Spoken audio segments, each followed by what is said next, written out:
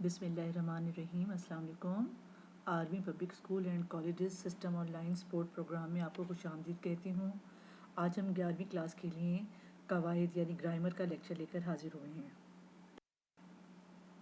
जी, आपके उर्दू निसाब में कवायद का एक हिस्सा है जिसमें से MCQs भी आते हैं, शॉर्ट क्वेश्चन भी आते हैं, तो आज हम वही करेंगे। और ऑनलाइन ज़राए मवासलात जो है इसके ज़रिए हम अपना काम आगे बढ़ाएंगे। और ये भी बताती चलूँ कि इस लेक्चर में तलबा को शायराना इस्तिलाहात और सनाए की तारीफ़ अमसाल के साथ समझाई जाएगी कि शायराना इस्तिलाहात क्या हैं, क्या मतलब है इसका और ये कहाँ इस्तेमाल होती हैं। फिर मज़ीद सनाए, सनत की जमा, तो इसके बारे में हम आपको मालूमात फराहम करेंगे। मकासद तदरीस में हमारा ये है कि शेरी इस्तिलाहात से वाक़फ़ियत हासिल करेंगे आप, कलाम में यानी शेर व शायरी में सनाए के इस्तेमाल से आगाह हो सकेंगे। और इनका फ़ायदा क्या होगा? सनाए से ये फ़ायदा होता है कि अपनी तहरीर में खूबसूरती और हुस्न पैदा कर सकते हैं। लेक्चर के अहम नुकात में पहले हम करेंगे शेरी इस्तिलाहात। अब शेरी इस्तिलाहात जो हैं ये स्टूडेंट्स, ये गज़ल के लवाज़मात हैं। गज़ल इनके बग़ैर अधूरी है। मिसरा है, शेर है, काफ़िया, रतीफ़, मतला, हुस्न मतला, मक्ता, ये सारे गज़ल के जो हैं लवाज़मात हैं। इन्हें हम शेरी इस्तिलाहात के नाम से पुकारते हैं और इनकी मदद से ही गज़ल मुकम्मल होती है। और गज़ल, जैसा कि आपको पहले लेक्चर में हम बता चुके हैं कि गज़ल की लुग़वी मायने है औरतों से बातें करना, उनका हुस्न व जमाल बयान करना और इश्क़ मजाजी का ज़िक्र। लेकिन बाद में हम देखते हैं तरक्की पसंद शायरी 1936 में जब आती है तो गज़ल में इश्क़ मजाजी के अलावा और भी बहुत से दूसरे जो है मसाइल बयान किए गए। तो आप समझ लें शेरी इस्तिलाहात शेर में इस्तेमाल होने वाली वो ज़रूरी चीज़ें हैं जिनके बग़ैर शेर या गज़ल जो है नामुकम्मल होती है। फिर सनाए क्या है? सनाए है सनत की जमा, और ये शेर व शायरी में खूबसूरती और हुस्न बढ़ाने के लिए हम इस्तेमाल करते हैं। आज हम आपको हुस्न तालील के बारे में बताएंगे, सनत मिरात नज़ीर के बारे में, सनत तज़ाद, सनत तलमीज़, सनत तकरार और सनत तज़मीन। शेर इस्तिलाहात की तरफ आइए। शेर में इस्तेमाल होने वाले ज़रूरी लवाज़मात शेर इस्तिलाहात कहलाते हैं जिनकी मौजूदगी शेर के लिए लाजमी है। सबसे पहले आइए मिसरे की तरफ। मिसरे के लुग़वी मायनी अगर हम लुग़त खोलें ना तो क्या मायने निकलते हैं? एक कवाड़, किवाड़ कहते हैं दरवाजे को, एक पट, दरवाजे का एक हिस्सा, और एक तख्ते के हैं। अदब की इस्लाम में मिसरा से मुराद क्या है? आधा शेर और निस्फ बैत मिसरा कहलाता है। दो मिसरे मिलते हैं तो क्या बनता है? शेर बनता है।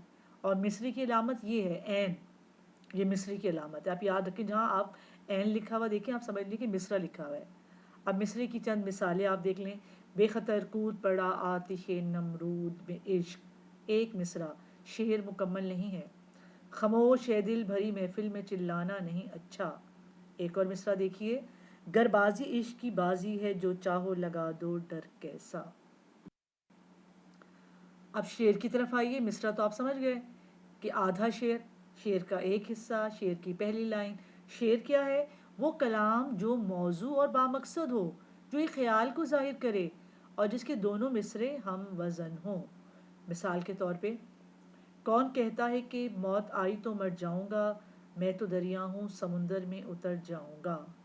दिले नादा तुझे हुआ क्या है, आखिर इस दर्द की दवा क्या है। अच्छा, ये जो लिखा हुआ है ना कि इसके दोनों मिसरे हम का वज़न हो, तो ये ज़रूरी नहीं है, क्योंकि मतले में तो हो सकते हैं कि दोनों मिसरे हम वज़न हो, और फ़र्ज़ करें मतला सानी में भी हो सकते हैं कि दो, लेकिन बाकी गज़ल में जो पहला मिसरा है वो जो है अलग होता है और दूसरा मिसरा लाजिम नहीं कि हम वज़न हो। मतला, मतला की लुग़वी मायनी तुलू होने की जगह, ये है इसके असल मायनी, जहाँ से किसी चीज़ का आगाज़ हो। तो जो हम गज़ल का आगाज़ करते हैं ना उसको हम मतला कहते हैं, कि गज़ल शुरू हो रही है हमारी। इस्तिलाह में गज़ल और कसीदे के पहले शेर को मतला कहा जाता है। आप याद रखें कि तुलू से निकला है। मतला के दोनों मिसरे हम रदीफ़ और हम काफ़िया मतले के होते हैं, दोनों मिसरे पूरी गज़ल के नहीं होते कि पूरी गज़ल जो है उसके दोनों मिसरे हम काफ़िया हम रदीफ़ होंगे, नहीं। मतले पहले शेर के दोनों मिसरे ہم کافیہ اور ہم ردیف ہوتے ہیں. جیسے یہ شعر دیکھیے کہ جنہیں میں ڈھونڈتا تھا آسمانوں میں زمینوں میں، وہ نکلے میرے ظلمت خانہ دل کے مکینوں میں. تو یہاں میں ردیف سیم، زمینوں مکینوں کافیے وہ بھی ہم وزن. لیکن اس سے آگے کی جو غزل ہوگی اس میں جو ہے پہلا مصرع اور ہوگا، جبکہ دوسرا مصرع میں جو ہمیں ردیف اور قافیے کی پابندی نظر آئے گی. اس کو آپ یوں سمجھ لیں کہ میر کا فرض کریں شعر میں آپ کو سناتی ہوں کہ فقیرانہ آئے صدا کر چلے، میاں خوش رہو ہم دعا کر چلے. دیکھیں مطلع ہے نا، تو دونوں میں کیا ہو رہا ہے، ردیف قافیہ دونوں مصروں میں ہے. لیکن اسی غزل کا اگلا شعر پڑھتے ہیں، بہت آرزو تھی گلی کی تیری. اس میں تو ہم وزن نہیں ہے، اس میں نہ ردیف ہے نہ قافیہ ہے. کیوں؟ کیونکہ یہ مطلع کے بعد کے شعر ہیں، غزل ہے یہ ساری. تو بہت آرزو تھی گلی کی تیری، سو یہاں سے لہو میں نہا کر چلے. پھر نہا اور کر چلے، پھر ردیف قافیہ آ گیا. تو یہ آپ ذہن میں بٹھا لیں کہ پہلے مطلع میں کہ دونوں مصرے ہم ردیف اور ہم قافیہ ہوتے ہیں. اب حسن مطلع کیا ہے؟ اگر مطلع کی غزل کے دوسرے شعر یعنی مطلع کے بعد جو شعر آ رہا ہے اس کی بھی دونوں مصرے میں قافیہ اور ردیف پائے جائے تو ہم کیا اسے کہیں گے؟ حسن مطلع. کیونکہ عموماً ایسا نہیں ہوتا. عموماً کیا ہوتا ہے کہ پہلی غزل کے مطلع میں دونوں مصرے میں قافیہ ردیف پایا جاتا ہے، اس کے بعد غزل کے جو تیسرا مصرع ہوتا ہے اس میں بدل جاتا ہے، چوتھے میں پھر قافیہ ردیف آ جاتا ہے، پانچویں میں پھر بدل جاتا ہے، چھٹے میں پھر قافیہ ردیف آ جاتا ہے. ایسے ہوتا ہے. لیکن حسن مطلع کچھ شاعروں نے استعمال کیا ہے. تو اس میں کیا ہے یہ دیکھیں، مثال آپ پڑھیں گے تو آپ کو اور اندازہ ہوگا کہ جب تک انسان پاک تینت ہی نہیں، علم و حکمت علم و حکمت علم و حکمت ہی نہیں. تو دیکھا آپ نے، تینت اور حکمت ہی نہیں، قافیہ بھی آ گیا ردیف بھی. اب حسن مطلع پڑھتے ہیں، وہ محبت وہ عداوت ہی نہیں، زندگی میں اب صداقت ہی نہیں. پھر عداوت صداقت تینت حکمت سب قافیے، ہی نہیں ردیف. تو یہ حسن مطلع میں دونوں مصروں میں قافیہ اور ردیف پایا جاتا ہے. مقطع. مقطع کے لغوی معنی لغت کھولیں تو کیا معنی نکلتے؟ کاٹنا. لغوی معنی کاٹنا یا ختم کرنے کی جگہ. تو اسی سے تعریف ذہن بن جاتی کہ کاٹنا ختم کرنا یعنی غزل کا آخری شعر. اصطلاح میں غزل و قصیدے کی آخری شعر کو شرط کیا ہے؟ مقطع وہ کس صورت میں ہوگا؟ اگر شاعر نے تخلص استعمال کیا ہے. اگر شاعر تخلص استعمال نہیں کرتا اور غزل ختم ہو جاتی ہے تو وہ غزل کا آخری شعر کہلائے گا. لیکن اگر شاعر نے آخری شعر میں تخلص استعمال کر لیا تب وہ مقطع کہلائے گا. تو مقطع کے لیے شاعر کا تخلص استعمال کرنا لازم و ملزوم ہے. دوبارہ سن لیں آپ کہ شاعر نے اپنا تخلص استعمال کیا ہو مقطع کہلائے گا، اگر تخلص نہیں ہوگا تو وہ مقطع نہیں بلکہ آخری شعر کہلائے گا. مقطع کے لیے دو شرائط لازم ہیں. کون سی؟ غزل کا آخری شعر ہو اور دوسری بات کیا؟ شاعر نے اس میں اپنا تخلص استعمال کیا ہو. اب یہ مقطع والے شعر دیکھیے، دل تو میرا اداس ہے ناصر، شہر کیوں سائیں سائیں کرتا ہے. یہ مسائل تصوف، یہ تیرا بیان غالب، تجھے ہم ولی سمجھتے جو نہ بادہ خوار ہوتا. قافیہ. اس کے لغوی معنی پیچھے آنے والے کے ہیں. اصطلاح میں وہ الفاظ یا حروف جو ہر شعر یا مصرے کے آخر میں یا ردیف ہونے کی صورت میں ردیف سے پہلے آتے ہیں. ہر شعر میں قافیہ اپنے ہم وزن لفظ کے ساتھ تبدیل ہوتا رہتا ہے. اچھا بچوں، ردیف نہیں بدلتا، ردیف وہی رہتا ہے. جیسے کٹ چلے، گرے یہ نہیں بدل رہا. قافیہ بدلتا ہے. اور قافیے کی سب سے مختصر تعریف کیا ہے؟ ہم وزن ہم آواز الفاظ. غزل میں پائے جانے والے ہم وزن اور ہم آواز الفاظ کو قافیہ کہتے ہیں، جو کہ غزل کے مطلع میں دونوں مصروں میں پایا جاتا ہے اور بقیہ غزل کے ہر دوسرے مصرے میں ہم وزن ہم آواز قافیہ پایا جاتا ہے. مثال دیکھیے، آ کے پتھر تو میرے صحن میں دو چار گرے، جتنے اس پیڑ ہے لفظ یہ، جتنے اس پیڑ کے پھل تھے پسے دیوار گرے. تو دو چار اور دیوار قافیہ ہو گیا اور گرے ردیف ہو گیا. پھر فقیرانہ آئے صدا کر چلے، میاں خوش رہو ہم دعا کر چلے. یہاں اس کے بعد آپ اگلا شعر بھی لکھ دیجئے گا تو وضاحت زیادہ اچھی ہو جائے گی. اگلا شعر کیا کہ جبیں سجدہ کرتے ہی کرتے گئی، حق بندگی ہم ادا کر چلے. تو آپ دیکھ لیں کہ مطلع کے دونوں مصروں میں اور باقی غزل کے جو ہے شعر کے دوسرے مصرے میں قافیہ استعمال ہوتا ہے. آگے چلتے ہیں. اب آتے ہیں ثنائی کی طرف. ہم نے غزل کے تو لوازمات بتا دیے. غزل میں مصرع ہے، غزل میں شعر ہے، مطلع ہے، مقطع ہے، ردیف ہے، قافیہ ہے، اور ایک چیز تخلص بھی ہے، شاعر کا نام، شاعرانہ نام، اسے تخلص کہتے ہیں. تو یہ تو غزل کے لوازمات ہو گئے. اب اپنی غزل کو خوبصورت کیسے بنائیں؟ ایسا کیا حربہ استعمال کریں غزل میں تاثیر پیدا ہو جائے، خوبصورتی پیدا ہو جائے، پڑھنے والے واہ واہ کر اٹھیں؟ تو اس کے لیے شاعروں نے صنعتیں استعمال کی. صنائع، اس کی ڈیفینیشن پڑھتے ہیں. صنعت کاریگری کو کہتے ہیں، اور صنائع صنعت کی جمع ہے جس کے معنی ہے کاریگری. صنائع لفظی الفاظ کی کاریگری، اور صنائع معنوی معنی اور مفہوم کی کاریگری. اب اس کا فائدہ یہ آپ کو آ سکتا ہے شارٹ کویشچن میں. صنائع کی کیا مراد ہے اور اس کے تحریر میں کیا پیدا ہوتا ہے اس سے؟ تو اس سے تحریر میں اور عموماً یہ جو نا صنائع اس میں شعر و شاعری میں استعمال ہوتی ہے. تو اس سے شاعری میں حسن پیدا ہو جاتا ہے، اور اس سے کیا ہوتی ہے، عبارت یا شعر جو ہے وہ چمک اٹھتا ہے، اس کی شعر میں جان سی پڑ جاتی ہے. صنعت تلمی آپ پڑھتے چلے آ رہے ہیں، 9-10 سے پڑھتے چلے آ رہے ہیں اور سب بچے سے واقف ہیں. تلمی کے معنی ہے اشارہ کرنا یا سرسری نگاہ دوڑانا.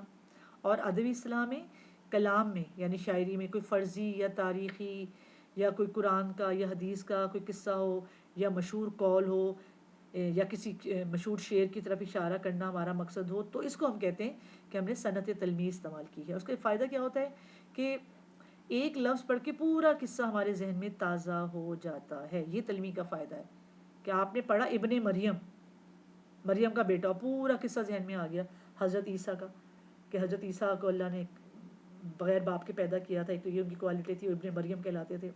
پھر حضرت عیسیٰ کو جو جو معجزے دیے، ساری چیزیں، یہ معجزہ دیا تھا نا کہ وہ لا علاج مریضوں کو صحیح کر دیتے تھے اور مردوں میں جان ڈال دیتے تھے اللہ کے حکم سے. تو یہ دیکھیں ایک لفظ پڑھ کے پورا قصہ ذہن میں آ گیا. یا میں جیسے شعر سن لیں، ابن مریم ہوا کرے کوئی، میرے دکھ کی دوا کرے کوئی. تو دیکھا پورا قصہ سمجھ آ گیا. اس طرح ایک اور شعر دیکھیے، نہ پوچھ ان خرقہ پوشوں کی ارادت ہو تو دیکھ ان کو، ید بیضا لیے بیٹھے ہیں اپنی آستینوں میں. کہ یہ جو ہے نا درویش نظر آ رہے ہیں، ان کو تم کچھ سمجھتے نہیں، لیکن اگر ان سے عقیدت ہے نا پھر تمہیں پتہ چلے گا کہ یہ تو اپنے ہاتھ میں کیا لیے بیٹھے ہیں، اپنی آستینوں کے اندر انہوں نے کیا چھپایا ہے، ید بیضا.